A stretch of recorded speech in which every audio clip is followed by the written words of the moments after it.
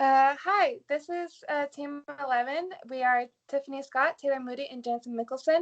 And our presentation today is on undergraduate student loan debt of low-income families. And today we're going to be defining it, understanding it more, and resolving it. And so I'm going to turn the time over to Jansen to help define it. Alrighty, so first of all, we have to figure out what are they. Student loans and financing options can come in very different types, amounts, and repayment plans. We have on our left side our favorites. We got Pell Grants, which are free money. We do not have to pay them back, and you get them through applying for financial aid through FAFSA. You also have scholarships, which you have to do a little bit of work for, but you also do not have to pay it back. Unfortunately, though, $2.9 billion of financial aid was not given out because people weren't applying for scholarships. We also have one of my favorite student loans, which is subsidized loans, where the government will take that interest rate and they'll only apply it after graduation. So this is a great way to not only finance your scholastic endeavors, but reduce the chance of having increased interest payments. On our right side, we have unsubsidized loans, private school loans, Grad Plus loans, Stafford loans, and Perkins loans. So all of these are loans that you do have to pay back, but they have various interest rates as well as categories of how to pay them back and at what time those interest payments need to be paid. Fortunately, though, during the pandemic, we have had a 0% interest rate from the government to kind of help out with the difficulties that we are all facing. Now we have to figure out who's got them. Okay, so 54% of young adults have acquired school loan debt. So when they enter school, a little bit over half are going to get the student loans of one type or another. In 2018 and 2019, which has stumbled over into 2020 and 21, 20% of those payments are being missed or they're being late.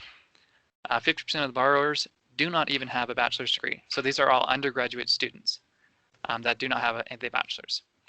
Unfortunately, we do notice a misrepresentation in the debt. 31% of educational debt comes from other sources, including HELOC, so home equity line of credits, personal loans, credit cards, and other forms. Sometimes people get loans personalized from their family members, which also is attributing to our student loan debt amount. We're going to turn the time over to Tiffany Scott. All right, you guys, there are two ways we can manage this mountain. We can go down the slippery slope of debt, or we can climb up out of it to financial freedom. The slippery slope side of this is it is costing you. Even if you take advantage of the student loan tax break, you should consider how much money you are losing each month due to both your student loan payment and interest. Student loan is inescapable. Many people who are overwhelmed by student loan debt hope that bankruptcy may offer a solution to their problem. However, if you declare bankruptcy, it's very rare that your student loans will be pardoned through that process. Borrowers have to file a separate action to get student loans discharged in bankruptcy, and they need to prove repayment would impose undue hardships beyond declaring bankruptcy. There are a few ways that you can get rid of your student loans. Federal student loan and some private student loans are discharged only after the borrower's death or total disability. Typical student loan payments are anywhere from $200 to $300 a month. And student loans tend to be a great source of stress, hindering individuals from reaching financial stability. About 1/3 of college graduates between the ages of 25 and 39 say they are living comfortably financially. That's compared with 51% of graduates in that same age group without outstanding student loans. Compound interest is also another slippery slope. Compound interest is over the lifetime of a loan. To put it simply, compound interest is interest on top of interest. But here are some tips how to climb the mountain to financial freedom. One good reason to pay off your student loan is that it will lower your debt to income ratio. This measures how high your monthly debt payments are compared to your monthly income. If you pay off your student loans, you will not only be free of those monthly payments, but you'll also be able to reach other financial goals more easily by that money saved. A lower debt-to-income ratio is also important if you plan to apply for new credit, especially a mortgage. Most lenders will view a lower debt-to-income ratio as a sign that you can afford to take on and reasonably repay new debt. You will usually need a debt-to-income ratio under 43% to qualify for a mortgage. Another way to climb out is to look for some federal student loan programs that may be forgiven through qualifying for certain student loan forgiveness programs, such as public service loan forgiveness. When you pay off your student loan, you will have reached the top of your mountain, and there is nothing better than the view from the top. We will now turn our time over to Taylor. Thank you.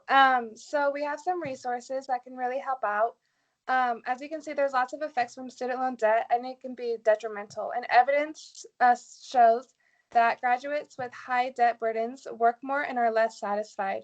And so we don't want that. And so the 3 resources we have is the first one is Upward Bound, and it is a college preparation program for high school students from low-income families and first-generation college students. And they have a ton of services, but just some of them that they have are college scholarship and financial aid workshops, college tours, tutoring, community service opportunities, and an intensive 6-week summer academic enrichment program.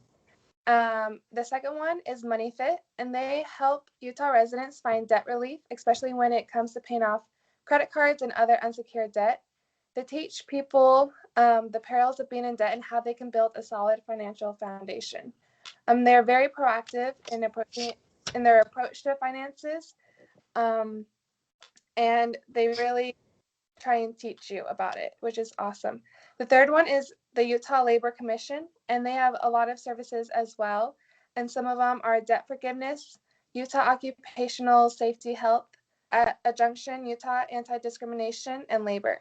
They also help find public sector jobs that you can work in, such as military service, law enforcement, public education, and public health professions. And what's super cool is that if you serve in one of these public sector jobs for at least 10 years, then you can apply for forgiveness.